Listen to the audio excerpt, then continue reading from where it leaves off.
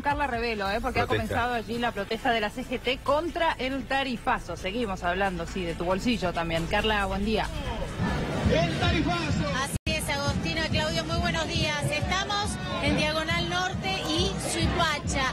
Y aquí en minutos más se está partiendo esta columna integrada por gremialistas de la CGT y de distintas organizaciones que van a marchar hasta la sede del ENRE.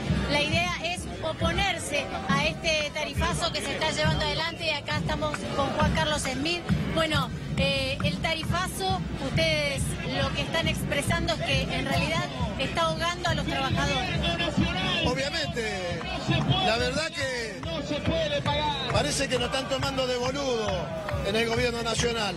Cuando Aranguren dice que estas son medidas para sacar a la gente de la pobreza, la verdad que no solamente es una expresión de provocación, es un atentado contra el bolsillo nuestro.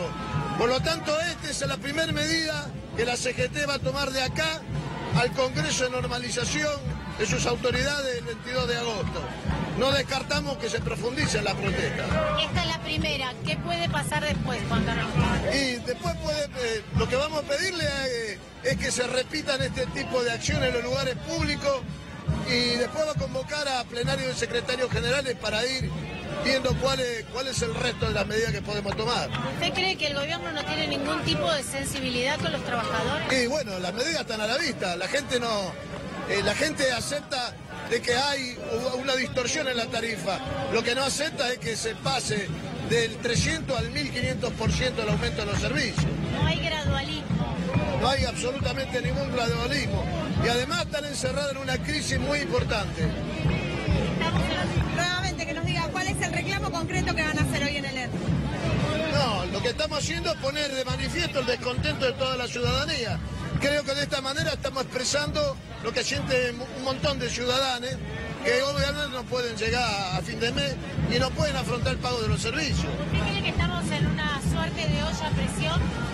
Y yo creo que sí, porque hasta ahora el gobierno ha podido ganar elecciones, pero no ha dado pie en ninguno de las medidas económicas que ha puesto en marcha.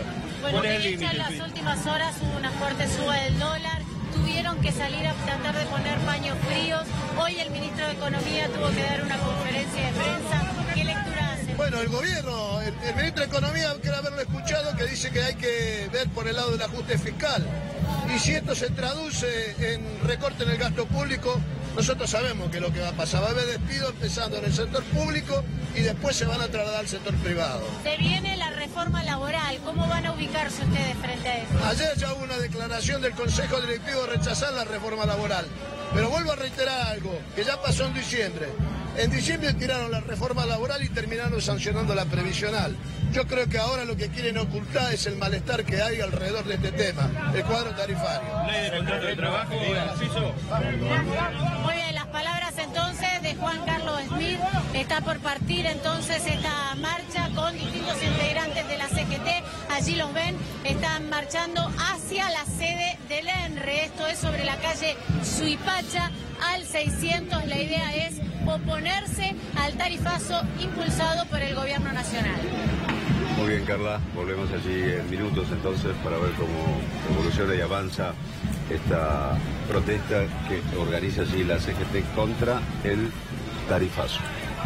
Sí, una CGT que convocaba diciendo maldito tarifazo, de hecho una afiche muy similar al que puso en 2015 con el maldito impuesto a las ganancias, pero acá en este caso con otra convocatoria, otra composición de quienes están sumándose a esta crítica, porque el tarifazo es en todas las encuestas públicas que se están viendo el tema prioritario. En realidad la inflación y el tarifazo está ahí nomás.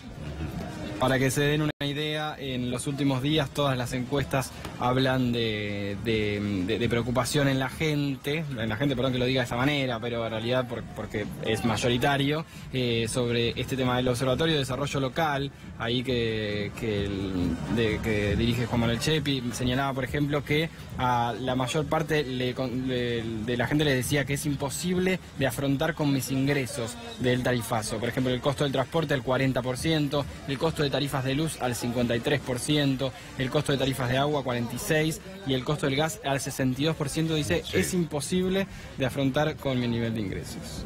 Eso, bueno, despierta evidentemente en ciertos sectores políticos un lugar para tener esta crítica, para tener esta movilización e incluso mover a la CGT, que le costó también criticar al gobierno en alguna oportunidad, y acá sí lo hace. Y les recuerdo que el veto presidencial que tuvo Mauricio Macri fue en la ley antidespidos, sí, también movilizada por la CGT.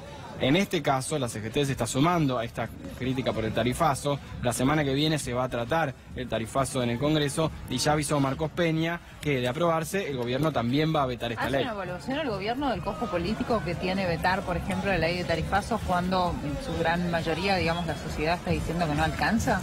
Sí, en realidad, y acá, perdón, que lo podemos hablar más en términos es menos preciso, pero lo cierto es que no sé si es tanto el costo político como la realidad de la gente que, como te decía en esta encuesta, de la que no lo puede pagar.